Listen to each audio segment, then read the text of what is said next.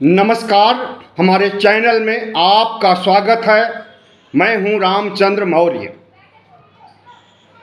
साथियों, अरविंद केजरीवाल ने एक शपथ लिया है आज विधानसभा में कि अगर 2024 में प्रधानमंत्री नरेंद्र मोदी की हार नहीं होती है तो अरविंद केजरीवाल 2029 में बीजेपी मुक्त भारत कर देंगे। भारतीय जनता पार्टी को चैलेंज करते हुए उन्होंने कहा कि जिस तरह का रुख भारतीय जनता पार्टी, आम आदमी पार्टी और तमाम विपक्षी दलों के लिए जो रुख अपना रही है, उससे यही लगता है कि वह लोकतंत्र को ख़त्म करना चाहती है, संविधान को ख़त्म करना चाहती है, विपक्ष को ख़त्म करना चाहती है। तो साथियों, आज हम इसी पर चर्चा करेंगे और आपको बताएंगे कि अरविंद केजरीवाल कितना आक्रामक ढंग से भारतीय जनता पार्टी को ललकार रहे हैं और भारतीय जनता पार्टी की गलत नीतियों का विरोध कर रहे हैं। चैनल को सब्सक्राइब कर लीजिए, इससे हमें बड़ी ताकत मिलेगी। लोकसभा चुनाव करीब आ गया है।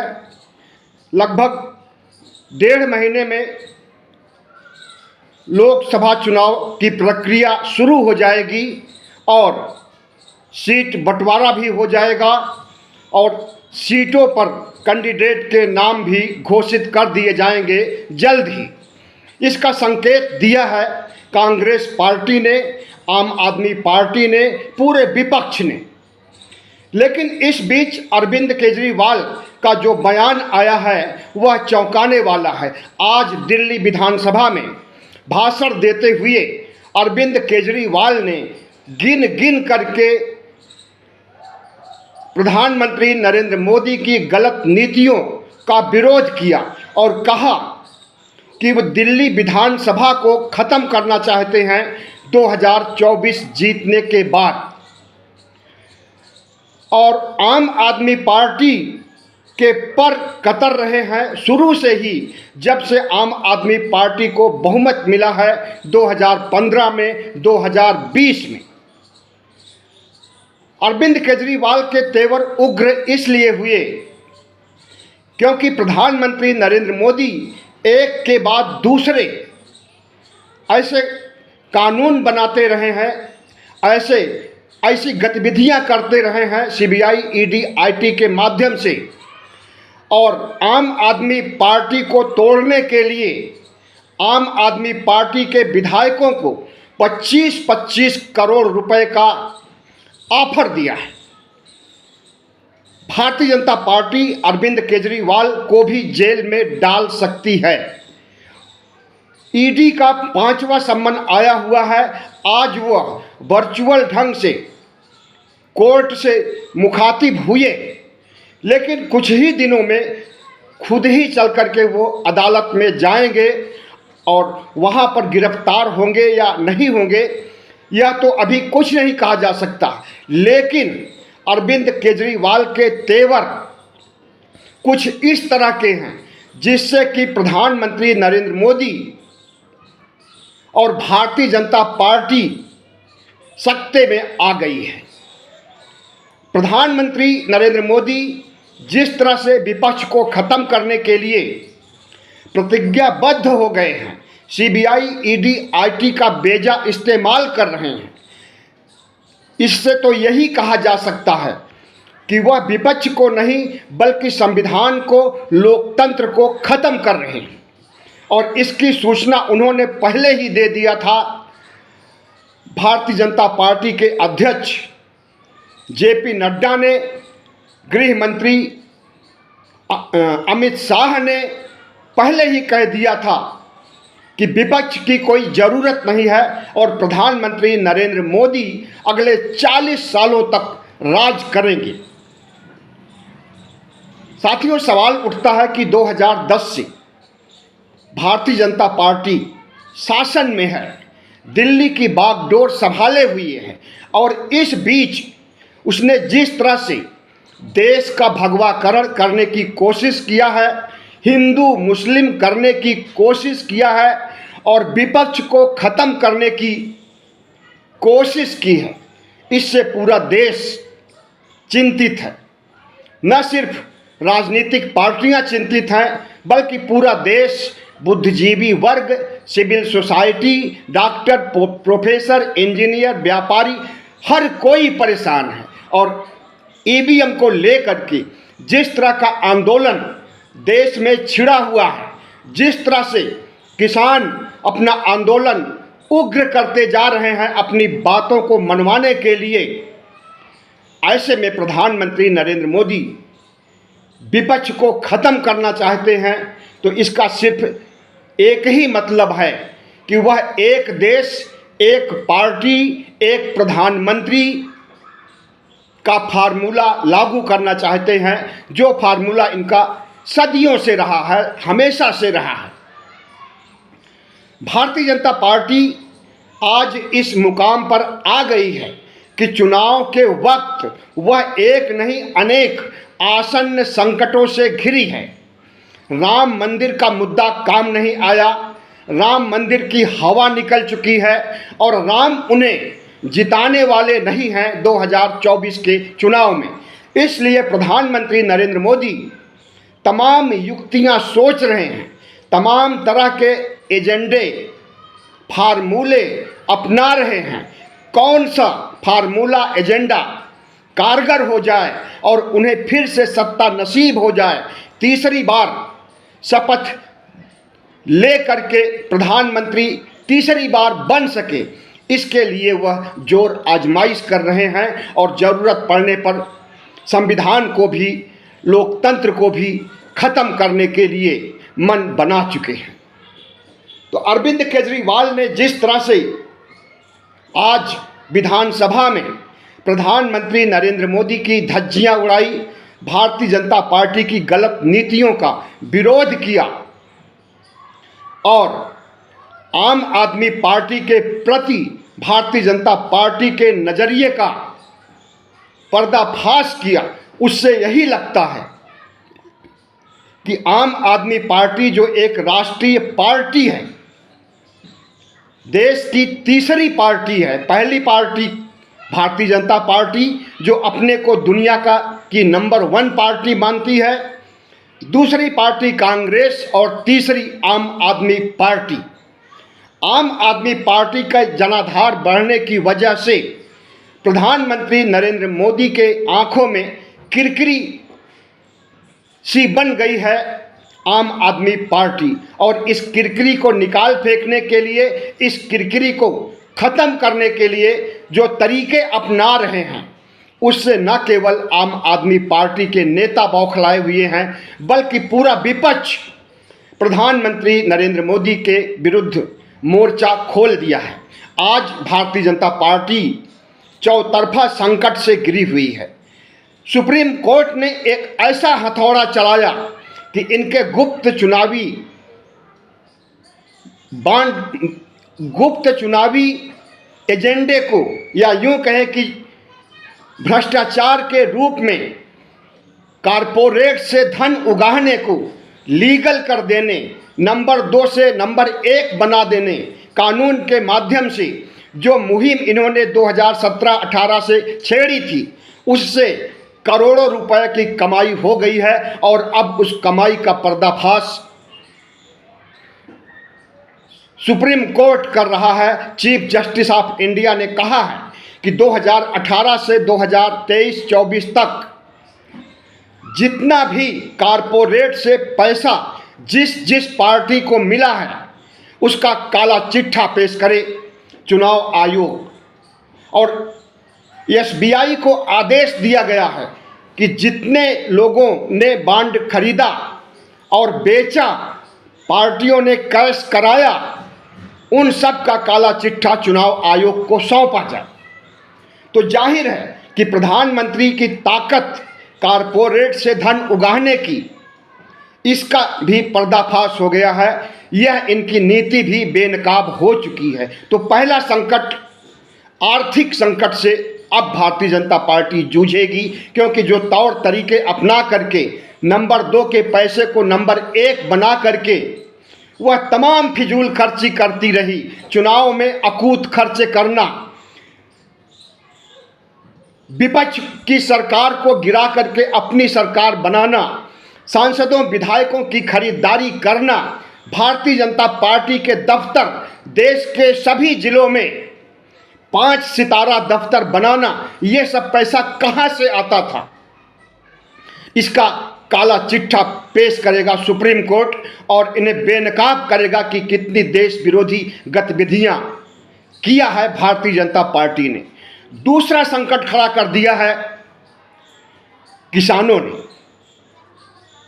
आज किसान 2020 से ज़्यादा आक्रामक हो गए हैं और उग्र तेवर अपना लिए हैं, क्योंकि प्रधानमंत्री नरेंद्र मोदी ने सिर्फ 3 काले कानूनों को वापस किया, बाकी किसी भी मांग पर विचार नहीं किया।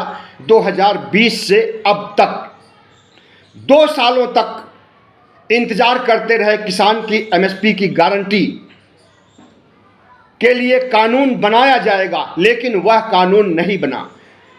कमेटी जरूर बनाई गई, लेकिन उस कमेटी में गवर्नमेंट के लोग बैठे थे और उन्होंने 33 बैठकें की, लेकिन नतीजा सिफर रहा। ऐसे में एमएसपी की गारंटी के बारे में सोचा भी नहीं प्रधानमंत्री नरेंद्र मोदी ने, जिसके लिए लिखित रूप से माना था उस समय कि हम अन्य मांगों को मानेंगे, लेकिन 3 काले कानूनों के अलावा एक भी मांग नहीं मानी गई। तो किसानों ने भी 12 मांगे अब रख दिया है। उसमें सबसे बड़ी मांग एमएसपी की गारंटी है और इसके लिए न सिर्फ हरियाणा और पंजाब के किसान आंदोलनरत हैं, बल्कि बिहार से, कर्नाटक से, मध्य प्रदेश से, बंगाल से, लगभग सभी राज्यों से किसान प्रधानमंत्री नरेंद्र मोदी के खिलाफ लामबंद हो गए हैं और दिल्ली की सीमा पर आकर के फिर से उग्र नहीं शांतिपूर्ण प्रदर्शन, धरना और अपनी मांगे मानने के लिए दबाव डालने की रणनीति अपनाने का तौर तरीका खोज लिए हैं। और प्रधानमंत्री नरेंद्र मोदी इसलिए घबराए हुए हैं कि लोकसभा चुनाव नज़दीक है। अगर देश भर के किसान नाराज हो जाएंगे, बल्कि नाराज हो चुके हैं, तो उनकी बड़ी हार हो सकती है। जिस जीत के लिए उन्होंने राम मंदिर के मुद्दे को अपनाया और उसे बढ़ा चढ़ा करके पेश किया, आधे अधूरे मंदिर का उद्घाटन किया, प्राण प्रतिष्ठा किया, उससे न केवल संत समाज, ब्राह्मण समाज, सनातन धर्म के लोग, यहाँ तक कि शंकराचार्य भी खफा हो गए। सब के सब आक्रोशित हैं। तो राम मंदिर से वोट मिलने के बजाय राम मंदिर से वोट छिटकने वाले हैं। तो प्रधानमंत्री का सबसे बड़ा ब्रह्मास्त्र चुनाव जीतने के लिए काम नहीं आया। अब प्रधानमंत्री नरेंद्र मोदी किसानों से निपटना चाहते हैं और किसानों को मनाना चाहते हैं। किसानों को आश्वासन दिया जा रहा है कि एक कमेटी गठित की जाएगी, लेकिन इस नीति को किसान मानने को तैयार नहीं हैं, क्योंकि कमेटी की बात 2020 में ही प्रधानमंत्री नरेंद्र मोदी ने किया था और वह कमेटी आज तक एमएसपी पर गारंटी के लिए कानून बनाने की अनुशंसाएं नहीं कर सकी है। इसलिए प्रधानमंत्री मोदी के कमेटी बनाने के बयान पर कोई विश्वास नहीं कर रहा है और किसानों का कहना है कि आंदोलन के दौरान ही गारंटी का कानून बनाया जाए, तब जाकर के आंदोलन खत्म किया जाएगा, उसके पहले आंदोलन नहीं खत्म होगा। लेकिन जिस ढंग से बलपूर्वक आंदोलन को कुचलने की कोशिश कर रहे हैं प्रधानमंत्री जी, हमें लगता है कि अपने पैरों पर कुल्हाड़ी मार रहे हैं। किसान इस देश का अन्नदाता है, अन्न उगाता है और उससे देश जिंदा रहता है। सिर्फ अपना ही देश नहीं, दूसरे देशों में भी अनाज की सप्लाई की जाती है। दूसरे देशों से बड़ा पैसा कमाया जाता है अनाज के माध्यम से, और उसी अनाज उत्पादन करने वाले अन्नदाता को अगर नाराज करके प्रधानमंत्री नरेंद्र मोदी चुनाव जीतना चाहेंगे तो यह असंभव है। आज देश संकट से गुजर रहा है और सबसे बड़ा संकट तो प्रधानमंत्री नरेंद्र मोदी की सरकार के ऊपर है। न सिर्फ किसान आंदोलन, न सिर्फ सुप्रीम कोर्ट का हंटर, बल्कि विपक्ष को खत्म करने के लिए जिस तरह से प्रधानमंत्री नरेंद्र मोदी ने एक के बाद दूसरे बड़े नेता को जेल भेजने की तैयारी कर चुके हैं और कईयों को भेज चुके हैं, उससे यही लगता है कि प्रधानमंत्री नरेंद्र मोदी इतना बौखला गए हैं, इतना डर गए हैं कि न रहेगा विपक्ष, न जीतेगा चुनाव, न रहेगा बांस, न बजेगी बांसुरी, इसलिए बांस को ही खत्म कर दिया जाए। तो इसे क्या कहा जाए? सनकीपन कहा जाए, पागलपन कहा जाए, क्या कहा जाए?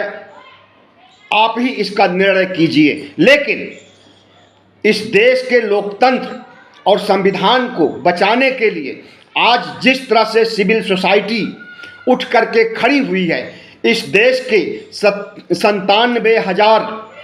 97 करोड़ मतदाता उठ खड़े हुए हैं और ईवीएम का विरोध कर रहे हैं, प्रधानमंत्री नरेंद्र मोदी की गलत नीतियों का विरोध कर रहे हैं, राम मंदिर को सियासी मुद्दा बनाने का विरोध कर रहे हैं, और जिस तरह से बेरोजगार, गरीब और प्रधानमंत्री नरेंद्र मोदी की गलत नीतियों से सताए गए लोग आवाज मुखर कर रहे हैं, उससे लगता है कि प्रधानमंत्री नरेंद्र मोदी के लिए 2024 का चुनाव आसान नहीं होगा, कठिन होगा, असंभव होगा।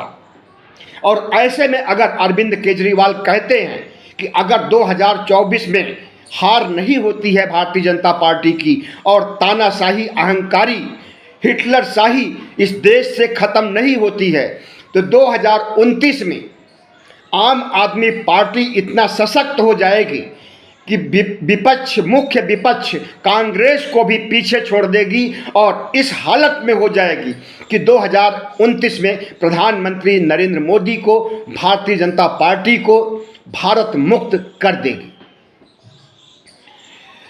साथियों, ये अरविंद केजरीवाल का बयान कुछ ज़्यादा ही आक्रामक लगता है और उनके गुस्से का इजहार होता है इससे। लेकिन सिर्फ अरविंद केजरीवाल ही अकेले नहीं नाराज हैं। जिस तरह से कांग्रेस को खत्म करने की कोशिश भारतीय जनता पार्टी चुनावों के दौरान कर रही है और कांग्रेस के दिग्गज नेताओं को तोड़ करके अपने पाले में कर रही है, इससे कांग्रेस भी खफा है। अशोक चव्हाण जो कि महाराष्ट्र के मुख्यमंत्री रह चुके हैं, उनको तोड़ लिया, अपने भारतीय जनता पार्टी की वॉशिंग मशीन में साफ कर दिया। अब मध्य प्रदेश के पूर्व मुख्यमंत्री कमलनाथ के ऊपर डोरे डाले जा रहे हैं और हो सकता है कि 2-3 दिन में कमलनाथ भी भारतीय जनता पार्टी में शामिल हो जाए। इसी तरह से अनेक नेताओं को, किसी को प्रलोभन से, किसी को सीबीआई, ईडी, आईटी के डर से अपने पाले में किया जा रहा है, ताकि कद्दावर नेता अगर पार्टी में आ जाएंगे तो भारतीय जनता पार्टी की जीत सुनिश्चित हो जाएगी। लेकिन इस बार का चुनाव सिर्फ विपक्ष नहीं लड़ेगा, बल्कि 97 करोड़ मतदाता भी लड़ेंगे। और जब मतदाताओं का जनसैलाब प्रधानमंत्री के खिलाफ हो जाएगा, भारतीय जनता पार्टियों की गलत नीति के खिलाफ हो जाएगा, संविधान लोकतंत्र को खत्म करने वाले प्रधानमंत्री के खिलाफ हो जाएगा, तब कोई भी नहीं बचा सकता है, न इनका सीबीआई, ईडी, आईटी और न इनकी ब्रह्मास्त्र कही जाने वाली सीबीआई, ईडी, आईटी, कोई भी फार्मूला काम नहीं आने वाला है। ऐसे में प्रधानमंत्री नरेंद्र मोदी को संयम से काम लेना चाहिए और संवैधानिक ढंग से चुनाव जीतने की कोशिश करनी चाहिए। नंबर 2 के तरीके पर तो सुप्रीम कोर्ट ने हंटर चला दिया है, और नंबर 2 के दूसरे तरीके हैं, उस पर इस देश के मतदाता हंटर चलाने वाले हैं। ऐसा चारों तरफ से देखने सुनने में आ रहा है। भारतीय जनता पार्टी की मुसीबत दिनों दिन बढ़ती जा रही है, और जैसे जैसे चुनाव नज़दीक आ रहा है वैसे वैसे किसान आंदोलन उग्र हो रहा है। किसान आंदोलन अपनी बातें मनवाने के लिए प्रधानमंत्री नरेंद्र मोदी को घुटनों पर लाने के लिए जो तौर तरीके अपना रहा है और जो रणनीतियां बना रहा है, उससे लगता है कि इस बार का किसान आंदोलन सिर्फ किसान आंदोलन नहीं होगा, बल्कि देशव्यापी जन आंदोलन होगा, जिसमें बेरोजगार भी शामिल हो जाएंगे। किसान तो हैं ही, बाकी इस देश के जितने भी पीड़ित नेता, कारपोरेट के लोग और इस देश के नौजवान हैं, सब के सब आंदोलन में शामिल हो जाएंगे और प्रधानमंत्री नरेंद्र मोदी की जीत पर रोक लगा देंगे। अरविंद केजरीवाल ने अगर प्रधानमंत्री नरेंद्र मोदी को ललकारा है और कहा है कि वह अकेले ही बीजेपी को भारत मुक्त करने में सक्षम हो जाएंगे, तब तो प्रधानमंत्री नरेंद्र मोदी और चाहेंगे कि भारतीय जनता पार्टी को जल्द से जल्द उखाड़ फेंका जाए, खत्म कर दिया जाए। आम आदमी पार्टी के विधायकों को भारतीय जनता पार्टी में शामिल कर लिया जाए, और इसके लिए कोशिशें भी हुई और हो रही हैं। लेकिन कांग्रेस और दूसरे दलों की तरह आम आदमी पार्टी के विधायक बिकने वाले नहीं हैं। आज विधानसभा में अरविंद केजरीवाल के भाषण के दौरान 62 में से 54 विधायक उपस्थित थे, और सब ने अरविंद केजरीवाल को आश्वासन दिया कि केजरीवाल तुम संघर्ष करो, हम तुम्हारे साथ हैं। तो इसका अर्थ है कि 25-25 करोड़ हर विधायक को दे करके आम आदमी पार्टी को खत्म करने की कोशिश कामयाब नहीं होने वाली है। और किसानों ने जिस तरह से इस बार आंदोलन को सुचारू ढंग से चला रहे हैं, पूर्व नियोजित ढंग से आंदोलन को अंजाम दे रहे हैं, गोलियां खा रहे हैं, लाठियां खा रहे हैं, आंसू गैस के गोले झेल रहे हैं, और ड्रोन से जहरीली गैस, आंसू गैस का सामना कर रहे हैं। सब कुछ विपरीत परिस्थितियों को झेलते हुए अगर बॉर्डर से हट नहीं रहे हैं, बल्कि उनकी संख्या दिन दूनी रात चौगुनी बॉर्डर पर बढ़ती जा रही है, तो इससे यही आहट मिलती है कि प्रधानमंत्री नरेंद्र मोदी की गलत नीतियों के कारण, प्रधानमंत्री नरेंद्र मोदी की किसानों के प्रति अनदेखी के कारण, किसानों से पक्षपातपूर्ण ढंग का रवैया अपनाने के कारण आज भारतीय जनता पार्टी के अस्तित्व पर प्रश्न चिन्ह लग गया है। अंत में 2 सवाल। पहला सवाल, प्रधानमंत्री नरेंद्र मोदी इंडिया गठबंधन को खत्म कर देंगे? प्रधानमंत्री नरेंद्र मोदी हर एक विपक्षी पार्टियों को खत्म कर देंगे? प्रधानमंत्री नरेंद्र मोदी देश के कद्दावर नेताओं को खरीद लेंगे? कांग्रेस के और दूसरे दलों के नेताओं पर जिस तरह से डोरे डाले जा रहे हैं, तो क्या इस खरीदारी से और सीबीआई, ईडी, आईटी के आतंक से प्रधानमंत्री नरेंद्र मोदी चुनाव जीत सकेंगे? हमें तो ऐसा नहीं लगता, क्योंकि प्रधानमंत्री नरेंद्र मोदी के खिलाफ इस बार देश चुनाव लड़ रहा है। देश के 97 करोड़ मतदाता चुनाव लड़ रहे हैं। और दूसरा सवाल, प्रधानमंत्री नरेंद्र मोदी जब से सत्ता में आए हैं, इस देश को भगवामय बनाने की कोशिश किए हैं। उसी क्रम में इन्होंने जिस तरह से देश भर की मंदिरों का महिमा मंडन किया और अयोध्या में राम मंदिर का, अधूरे राम मंदिर का उद्घाटन किया, और उसके बाद अब अयोध्या तो झांकी है, काशी मथुरा बाकी है। काशी और मथुरा में उपद्रव खड़ा करके, वहां की मस्जिदों को गिरा करके मंदिर बनाने की जो सोच इनकी है, तो क्या इस सोच को धर्मनिरपेक्ष सोच, संविधान के अनुकूल सोच कहा जा सकता है? कतई नहीं कहा जा सकता है। जो भी गतिविधियां भारतीय जनता पार्टी कर रही है देश विरोधी है, और देश विरोधी गतिविधियों से अब जनता भी वाकिफ हो गई है। चाहे वो किसान हो वाकिफ हो गए हैं, चाहे वो बेरोजगार हो, उनके सामने भी प्रधानमंत्री नरेंद्र मोदी की पोल खुल चुकी है। चाहे वो मतदाता हों, उन्होंने भी कमर कस लिया है ईवीएम को हटाने के लिए। सिविल सोसाइटी हो, देश का बुद्धिजीवी वर्ग हो, देश के 140 करोड़ लोग हों, सब लोगों ने प्रधानमंत्री नरेंद्र मोदी का चाल, चरित्र, चेहरा समझ लिया है।